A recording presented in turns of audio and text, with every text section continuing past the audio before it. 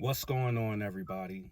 I am that driving guy, and my office gets me where I'm going. If this is your first time, go ahead and subscribe, hit the bell, hit all. That way you're notified every time I drop a video.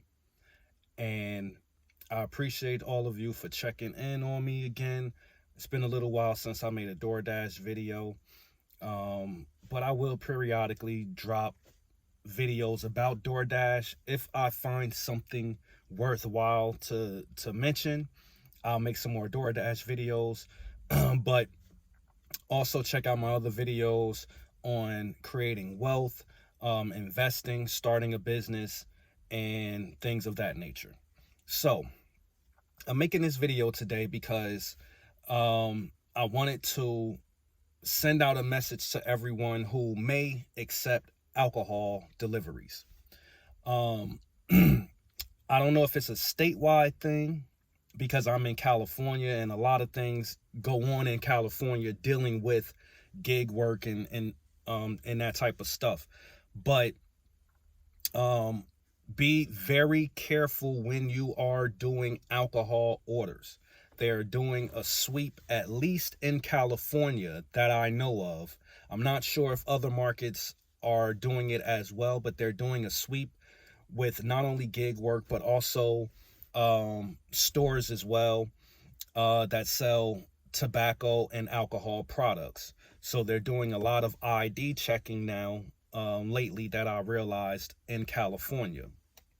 So when you are doing, if you decide that you are going to accept a alcohol order, definitely make sure that you follow all of the procedures, because if you do not, it is a sure way that you will be deactivated immediately. And not only will you be deactivated, but you could face fines and or jail time, because it's a serious offense if you do not follow the procedures. So if you accept an alcohol order, if you have the option to scan the ID, make sure you scan the ID after you verify the picture that it is the correct person. Make sure, even though, it may already process it once you scan the ID, but I always like to look at the year as well, just to make sure that everything is going in the right way. If you do not have the option to scan, make sure that you correctly put in the details on the license manually. This is very, very, very important, people.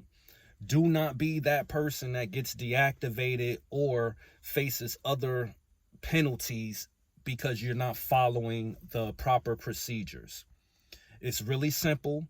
If you feel as if you don't want to deal with any of those things, then you can just decline the order. Another thing, be aware that if you are delivering an alcohol order, you cannot just leave that order there if the customer doesn't answer the door, because you have to scan that ID or put that information in.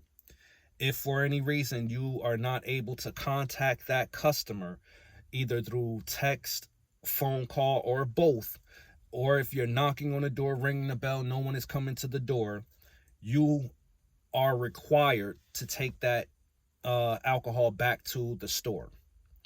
So that's kind of one of the reasons why I really cherry pick on alcohol deliveries, because sometimes I just don't want to deal with that, dealing with the ID and having to take the product back to the store if the customer is not available. So I kind of shy away, but I do take alcohol orders every once in a while, mainly when they're a part of a grocery order. So I'll have them that way. But again, make sure that you are doing the right things. Make sure you're not getting caught out there and you don't face the penalties that come with not following the right steps.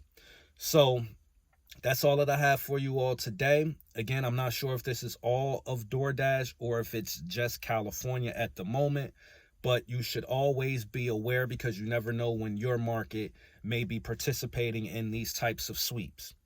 So pay attention. Now, as always, I truly appreciate you all for sticking with me.